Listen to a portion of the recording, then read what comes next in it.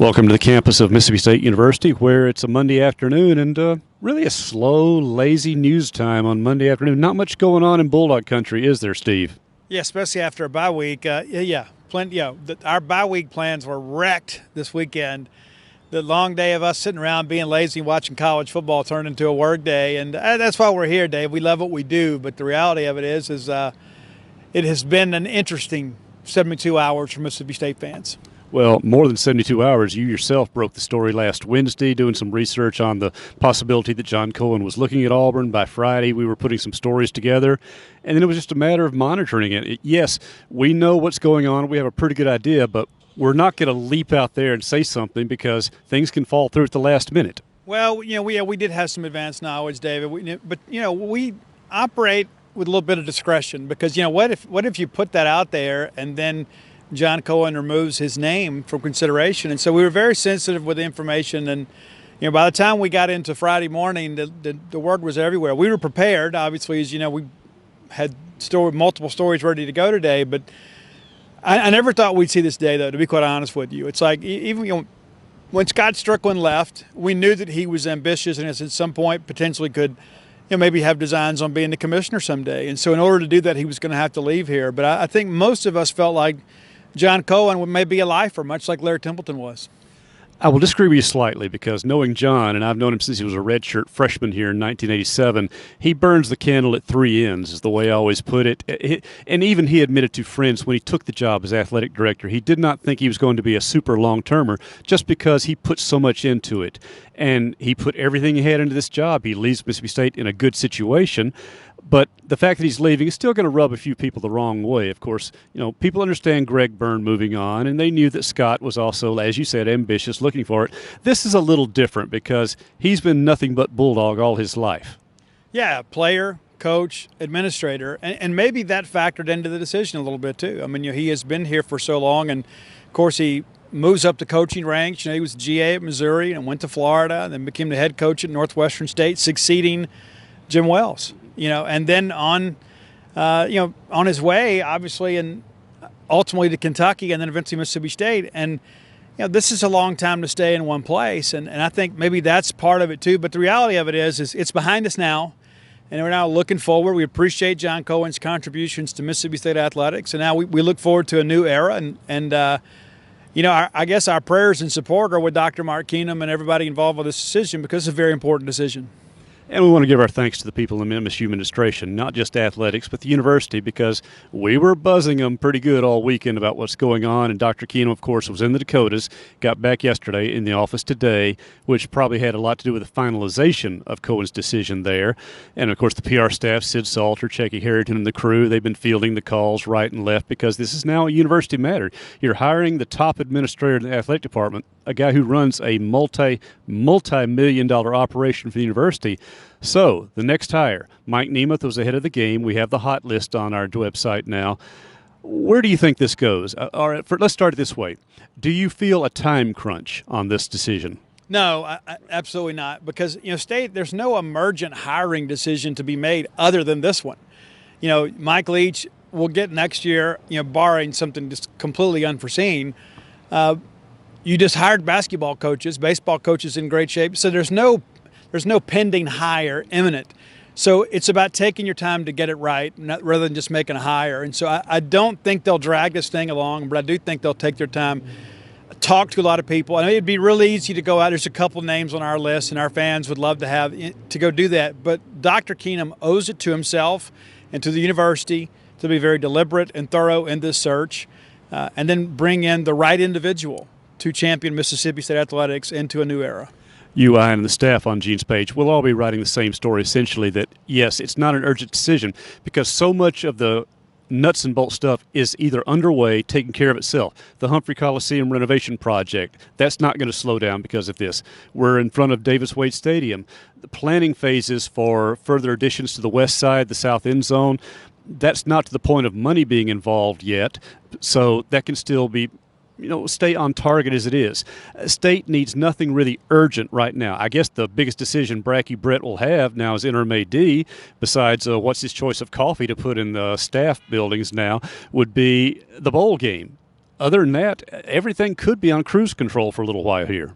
Yeah, exactly. And I think that gives Dr. Keenum and them the gift of time without having a sense of urgency, shall we say, David. There's no need to rush this hire.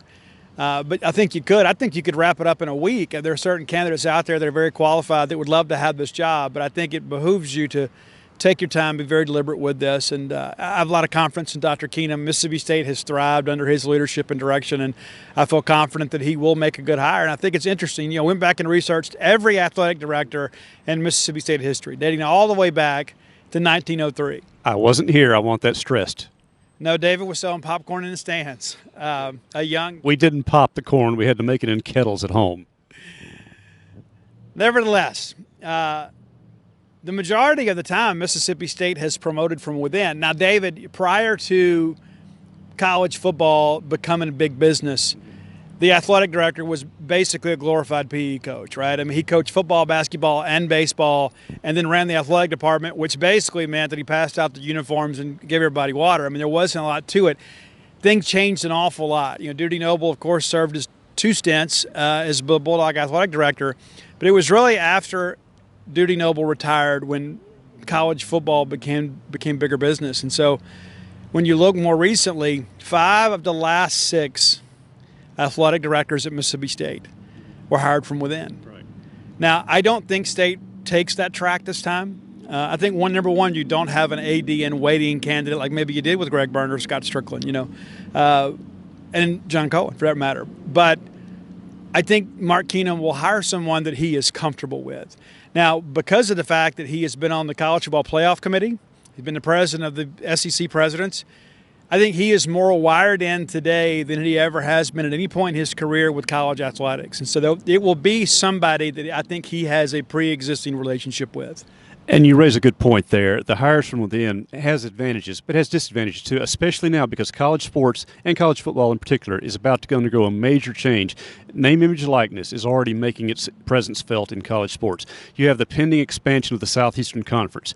You have the uncertain future for football's bowl division, subdivision entirely up for grabs. What will happen? Will there be consolidation? What's going to happen to the bowl system? All these things. You may need somebody who has experience not just at Mississippi State and not just in the Southeastern Conference, but has a feel for college football, college sports everywhere. And let's not understate this. Must have a good relationship either immediately or secondhand with the SEC office as well. If Greg Sankey is in your corner, that's a pretty good starting point right there. No doubt, David. And that's the thing you think about, too, with you hate to see John Cohen leave, but at the same time, too, now Mississippi State has another friend in the room. When there's time to vote, you've got Scott Strickland, Greg Byrne, and now John Cohen. You have people that are sympathetic to Mississippi State's cause.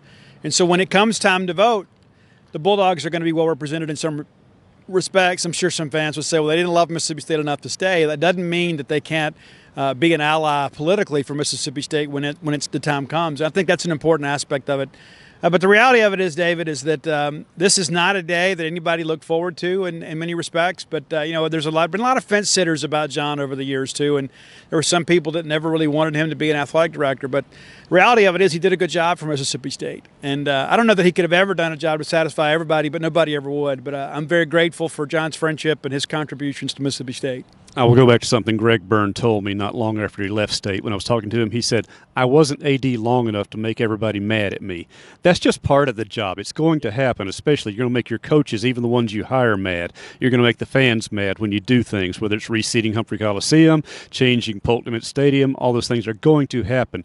It is more of a business, and yet it's such a unique business because you also need somebody who can reach out, especially in this day of decreasing actual attendance for games, and connect with the fans again. Maybe something has been lost a little bit from a purely analytical standpoint and need a little more personal touch involved. That's going to be tough for any new AD coming in, but I think it's part of the what Dr. Keenum will be looking at in the mix of who will make the next guy to run Bulldog Athletics. Yeah, I agree 100%, David. And, that's the thing, too. You wish you could take a combination of John, Greg, and Larry and Scott and take their better qualities and make a super guy, but it's impossible. You got to find somebody that can connect with our fans and move Mississippi State forward. And we've got to be creative here. You know, we don't have the same resources that many other schools in our own league do, so we have to be creative here. And sometimes you got to pick and choose. And that ultimately, makes some fans angry. Why don't we allocate more resources for my favorite sport? And sometimes we just don't have the ability to do that. So there's a juggling act. So we're going to have an athletic director that understands that. And by the way, there's a football game this weekend.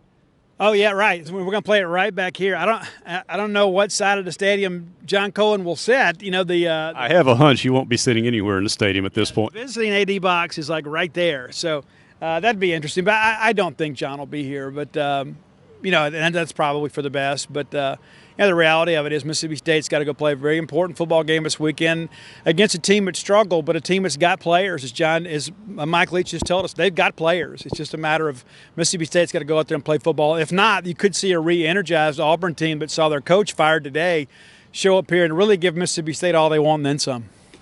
So whatever bowl that Bracky Brett and the University administration are deciding on in their pecking order, as you understand, what we'll start repeating now as November's upon us, schools submit their 1, 2, 3 preference list for bowl games. The bowls individually, 1, 2, 3 as well. If there's a match, it's a marriage. Otherwise, the SEC decides. So the pecking order State asked for begins this weekend. They must beat the Auburn Tigers, take care of East Tennessee, then see what happens with Georgia and Ole Miss in those games. Mississippi State still has much potential ahead this season despite their recent losses. And this is a time for, after an open date, get some guys healthy and come out there. And let's be blunt, Steve. The Bulldogs really need to put on a really good show this weekend. Yeah, and I think this fan base would love to be able to have a big blowout win over Auburn after what's happened this week. But bottom line is State just needs to win, but you need to kind of get some juice too. This is a huge month, not just for the season, but I think the Mike Leach era at Mississippi State. So that's our report here from Monday. Happy Halloween to everybody, and I hate caramel corn too. I go along with that as well.